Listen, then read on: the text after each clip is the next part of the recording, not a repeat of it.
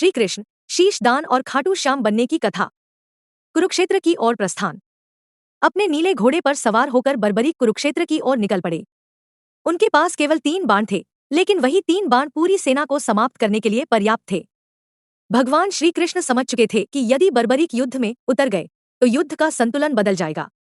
ब्राह्मण रूप में श्री कृष्ण ने ब्राह्मण का रूप धारण किया और बर्बरीक का मार्ग रोका। उन्होंने पूछा, केवल 3 बाण लेकर तुम युद्ध कैसे लड़ोगे? बर्बरीक मुस्कुराए और बोले, एक बाण ही संपूर्ण सेना को समाप्त कर सकता है। श्री कृष्ण ने उनकी परीक्षा ली। बर्बरीक ने एक बाण से पेड़ के सभी पत्तों को चिन्हित कर दिया, लेकिन श्री कृष्ण ने एक पत्ता अपने पैर के नीचे छिपा लिया था। तभी बाण उनके पैर के चारों ओर घूमने लगा।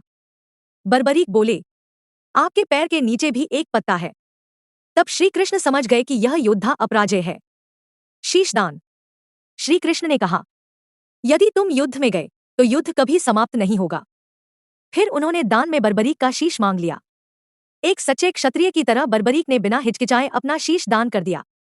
तब श्री कृष्ण अपने वास्तविक रूप में प्रकट हुए, महाभारत का साक्षी। बर्बरीक की अंतिम इच्छा थी कि वे पूरा युद्ध देखना चाहते हैं। श्री कृष्ण ने उनका शीश एक ऊंचे स्थान पर स्थापित कर दिया।